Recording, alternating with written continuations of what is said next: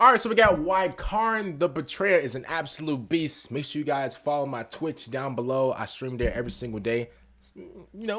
Make sure you come through, and also make sure you guys subscribe. Other than that, man, let's get right into it. Let's go, man. G'day, guys and gal. When you think of Khorne, there's a good chance the image of Kharn the Betrayer enters your mind. A killing machine, a ruthless berserker, an honorable warrior, a good friend. He has been Yo, an absolute friend is absolutely diabolical. Yo, this man Kharn, I can't lie to you, and I know we're not supposed to judge, but yo, I gotta judge him, bro. He could never be my friend. Yo, he looks like a Z tier book bag reacher, bro. Yo, you better be his friend. As a matter of fact, I'm wrong. You better be his friend, bro. For real. And more over the course of his extremely violent life. Yeah, bro. And he is He's genuinely bro. considered For to be the real. greatest Astartes warrior in the current setting. But how do we get a character who is both a good friend and a mindless slaughterhouse? Let's just say that he's had a lot of character development, and not all of it was good. Regardless of how his personality has changed, one thing has remained consistent. This guy is an absolute beast. He looks like one. Before we get started, let's get into it. Let's go. Let's go. Kharn was one of those day one Astartes, born on Terra and literally trained by veterans of the Unification Wars. He was a handsome, noble man with a slick tan. Handsome. We lying now? Again, I don't want to judge. I'm not Michael B. Jordan. I'm not Brad Pitt. I'm not Leonardo DiCaprio. But man, handsome that's a strong word. That's a strong word. Man, yo, if he takes off this mask and he's looking like Frankenstein, we calling anything handsome nowadays?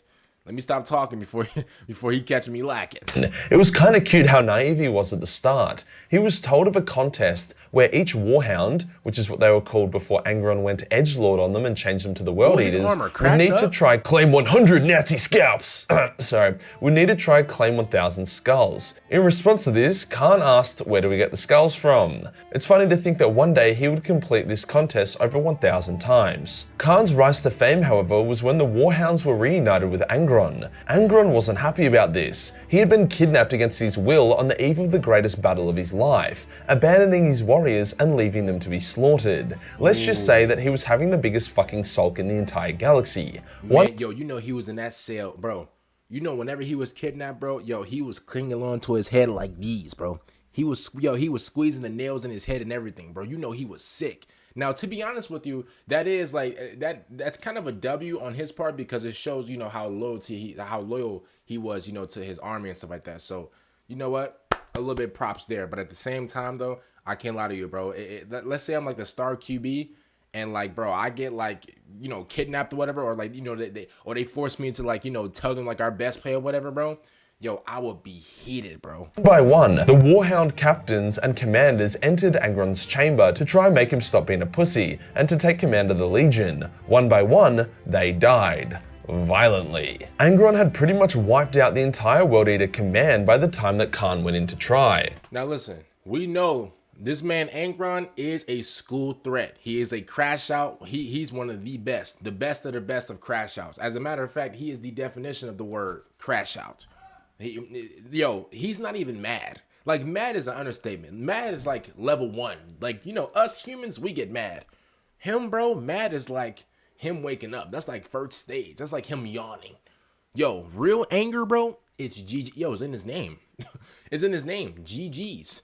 When Angron began kicking the shit out of him, Kharn didn't flinch, back down, beg for mercy, or plead with his Primarch to stop. He took the beating like a man. While getting his shit kicked in, Kharn spoke of the Legion, its glories, the power of the Imperium, and his own combat stories. So you telling me this man Kharn was just taking combos like a waiter at Burger King? So you telling me this man was just taking, this man was just taking all types of three chicken wings and a biscuit. He was taking all types of combos like McDonald's and everything, and he didn't say nothing about it. All right, I mean, Kharn, tell us you have a kink without telling us you have a kink. That has to be a kink.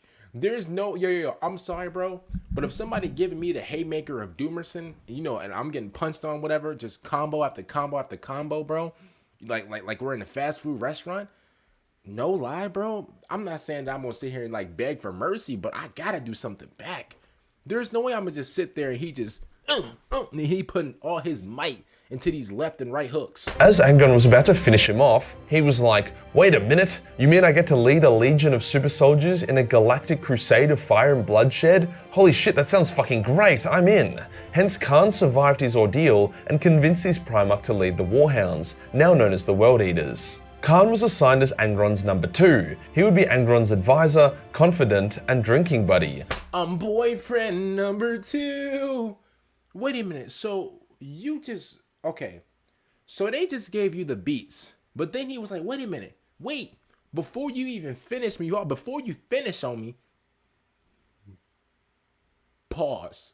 Before you go absolutely ridiculously crazy on me, you tell me I can lead your legion? I can be that guy for you? Man, what in the stage 4 cuckery are we talking about? That man just gave you combos like we're in and out. And then you wait, y'all, maybe I heard this wrong, but he voluntarily was like, hey, pick me. I could be the, the team captain to your legion, to the World Eaters. No shot. There's no way he was smiling from ear to ear like the Grinch on Christmas. There's no way. This gotta be a prank.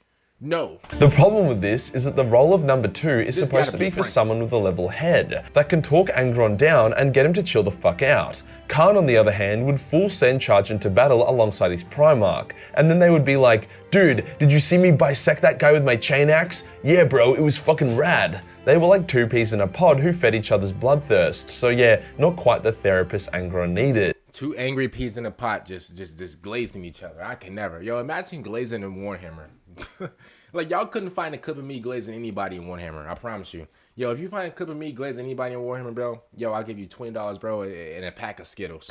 Despite Kharn's inherent blood rage, he was still a good man. When Angron told everyone to put nails in their fucking brains, a number of World Eaters weren't really vibing it. Yeah, Before the mass implantation could begin, Angron had a fit of rage and he got his ass knocked out by the World Eater librarians. As such, a number of World Eaters were emboldened to try reject the Butcher's nails, and it created division within the Legion. The anti-nails leader pleaded with Kharn to help save the Legion and end the madness, but Kharn was too loyal to his daddy, and instead he was the first one to receive the Butcher's nails, truly kicking off the transformation from noble warrior who was a little bit too horny for war, to a berserker who could only use one chain axe in battle because he was too busy jerking himself off with the other.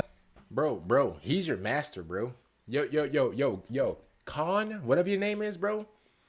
Yo, Angron, you're Angron's little B word, bro. I don't want to say it because, YouTube is yellow marked.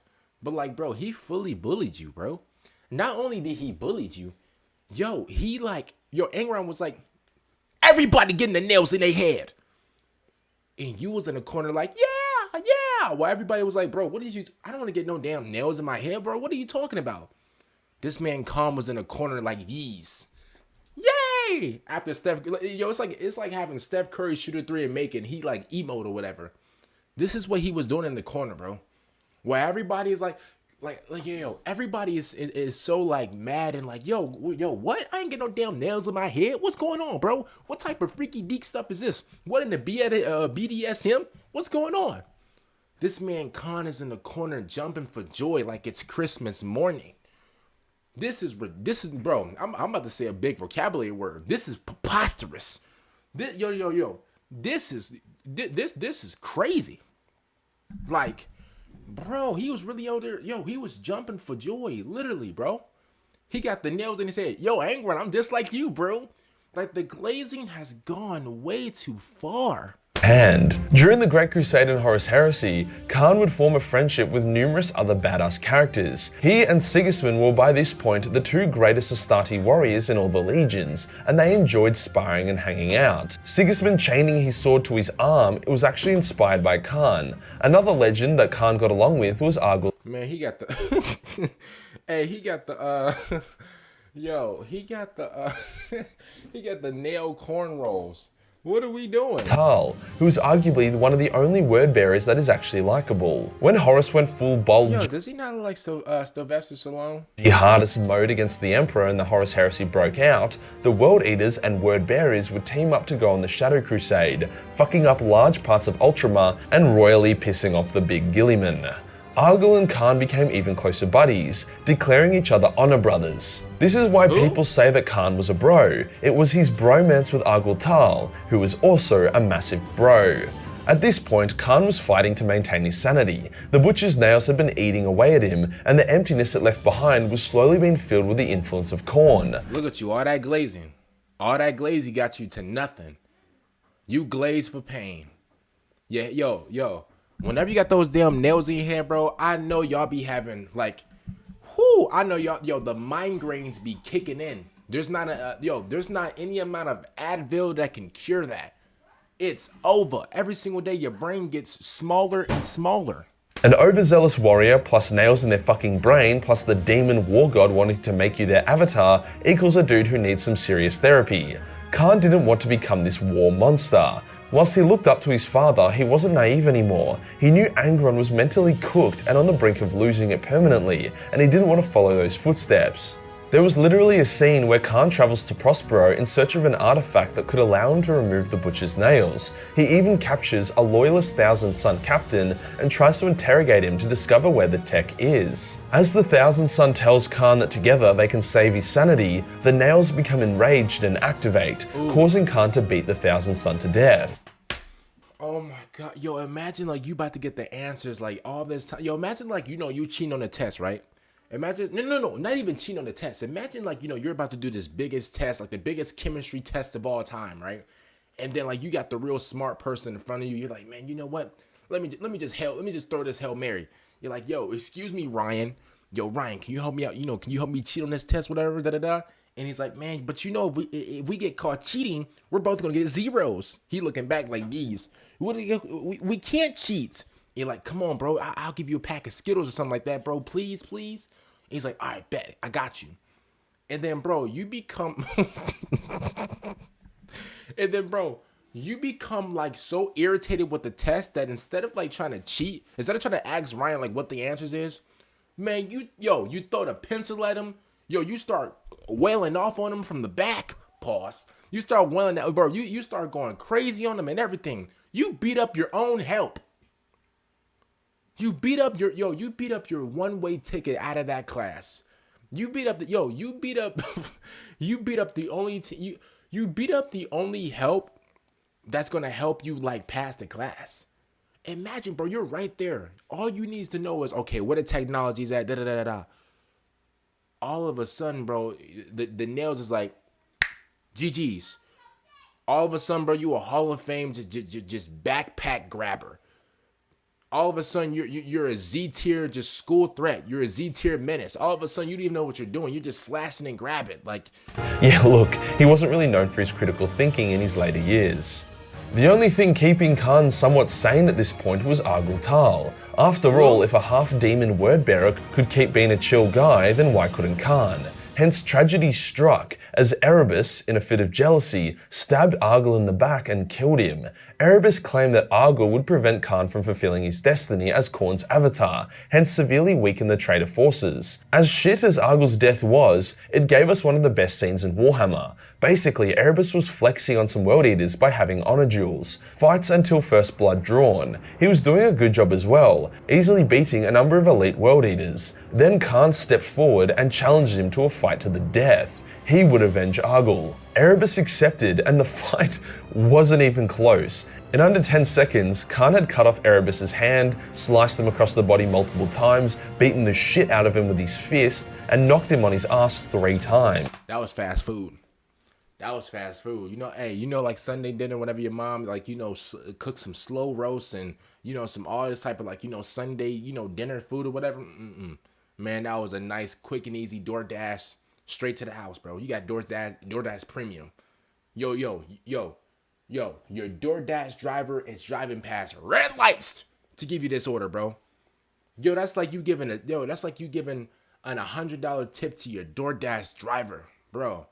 They will, I promise you, they'll flag the cops. They will drive past the cops 100 miles per hour. They'll get arrested for that tip. That's how fast that food was. That was fast food right there.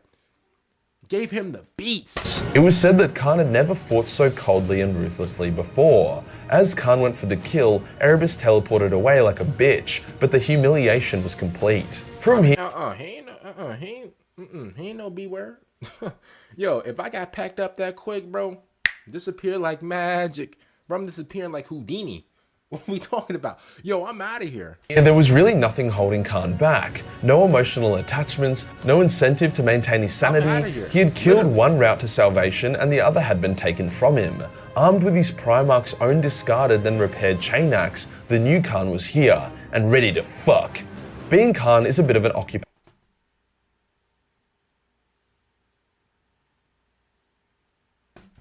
hazard. He always insists at being at the forefront of every single battle. Now, it doesn't matter how angry you are or how good you are at swinging an axe. If you cop a shell to the face, you can have a bit of a shit one. Kharn has been blasted numerous times, only to get up and shake it off. Gavriel Loken, Yeah, yo, he's shaking it off like Taylor Swift in his bed.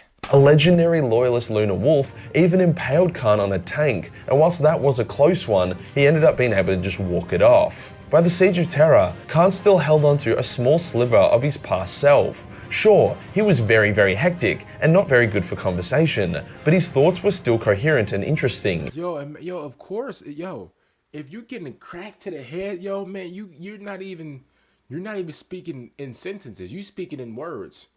I went ice cream and I went home, ate it. Sleep. Like, bro, you're speaking in words. You're not speaking in sentences anymore. It's GG's. He enjoyed the thrill, passion, and emotion of battle. Hence, when he came against his old friend Sigismund in their final duel, he was horrified. Sigismund had become a cold, ruthless killer, hell-bent on the emotionless death of his enemies. This was anathema to Kharn, who fought for the joy and glory of battle. Kharn wanted an epic duel, like Anakin vs Obi-Wan on Mustafar, where they say cool one-liners and get all cinematic. Sigismund just wanted to kill the shit out of Kharn and move on. And kill Kharn Sigismund did, slicing off his limbs, breaking his skull, crushing his throat, slicing open his chest, and that was before the final blow. Kharn was super fucking dead. But he survived! Old lore states that Kharn was mortally wounded and dragged to safety by his brothers, where due to the power of Khorne, he makes a full recovery. However, new Pop the sensu bean of Doomerson. Pop the sensu bean of hell. lore has Kharn deader than dead, so I assume his body will still get recovered and then undergo some kind of hectic ritual to be revived by Khorne.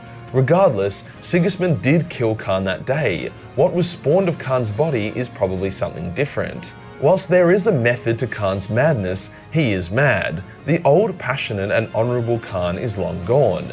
Now we have a berserk yet still tactical Kharn roaming around the galaxy trying to rack up as many kills as possible. And yes, because Khorne is a bit of a gamer, Kharn has an inbuilt kill counter on his helmet that totals over 1 million. Considering Kharn only engages in melee combat. Yo, close all the cities. Bro, I want every single major. Bro, I want the Marines, I want the Army, I want the Navy, I want the police department of every single city in the United States to hit to this man's location. Yo, fire on sight. If you even see a glimmer of this man, let it go. Let the bullets hit him. I do not care. You got 1 million body count? Man, yo, man, he going more hard than porn stars. Yo, 1 million body count? Yo. That's a pretty fucking obscene milestone. So where does his betrayer title Bro, like at Prestige 20. come from? When the traitors lost and were forced to retreat to the Eye of Terror, the World Eaters and Emperor's children fought over a planet. Kharn led his legion and claimed numerous victories, however the world was prone to extreme cold at night, meaning that even a space marine in armor would freeze to death. As such, the World Eaters and Emperor's children agreed to a ceasefire for the nighttime. However, the word ceasefire isn't in Kharn's vocabulary, so the angry lad picked up a flamer and used it to set everyone's shelter on fire to warm them up and stop them from bitching or hiding. He said, he said, hey, we see some fire, right? Hey, yo, everybody getting a break? We hydrating and stuff like that? All right, cool. We gonna pick this thing back up at around 10 a.m. Yo, bro, he said, wait, everybody stopped? one of his one of his people's like, yeah, you know, we're on a break right now, so you know, everybody stop. It's like a little truce. He said, oh no, I don't do that. Start going crazy. He then got a bit too excited and started incinerating his own troops before attacking them with his chain axe. He then started killing everyone on the planet, hence the World Eater Legion scattered into smaller warbands. This act shattered the Legion and has made the World Eaters such an insignificant force in the galaxy ever since, earning him the title Betrayer. Oh, I'm sorry, Kharn has gone up against and beat nearly every hitter he can get his hands on. In a duel with Azrael, the Dark Angels chapter master. Hey, low key, I'm sorry if this sounds like glazing or whatever, but you know, it is what it is. Vulcan is giving this man the 5-knuckle shuffle. Azrael started really well and got some no good lie, hits for real. in, but he recognized that the longer the duel went on, the stronger Kharn got, so he was forced to retreat. Kharn also fought and was able to kill Saint Celestine, the living saint. For reference, Saint Celestine regularly makes greater demons her bitch, and was able to kick Abaddon's ass with the help of her closeted girlfriend, Inquisitor Greyfax, so that was an impressive kill. He has rammed a Blood Angel strike cruiser with his own ship, fought off a dozen Blood Angel Terminators at once by himself, claimed the skulls of Hive Tyrants, Necron Overlords, Eldar Autarchs, who are Eldar Aspect Warriors that have mastered every single path, and Orc War Bosses. Every major battlefield that Chaos has fought on, Kharn has done his best. Dang. Y'all see this dude right here? I guess you can say that. See, every time this dude right here talks, I know that everything about what he's saying is true, because everything that comes out of, you know, this dude's mouth right here, it's no cap. Get it? No cap. To attend. Is modern day Kharn an interesting and relatable character? No. Has his character development been good? No. Is he an absolute fucking beast? You bet your ass he is. If you enjoyed the video and you want to shout out to my boy Majorkill, man.